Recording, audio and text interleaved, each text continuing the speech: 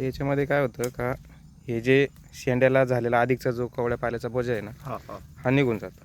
बरोबर. याच्यामुळे काय होतं झाड आहे ना हलत नाही सर, खापकत नाही आणि वाकत पण नाही. जास्त समजा पाऊस झाला त्याच्या बोजाने फांदी वाकत नाही. आता इथं काय झालं बघा, ही शेंडे ना खाली वाकलेले कसे पाणी त्याच्यावर पाणी साचून राहतं, त्याच्यामुळे हे शेंडे असे खाली वाकतात.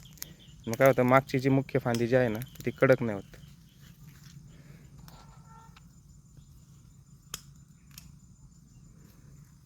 त्यामुळे अशा पद्धतीने वरून साधारण 25-30% शेंडे जर आपण कट केले तर त्या फांद्या खाली वाकत नाही आणि जी मुख्य फांदी आहे ना ती पण चांगली स्ट्रॉंग होती. वरच्या एकदम शेंडे कवळे आलं इथं पाव राहिले ते. हो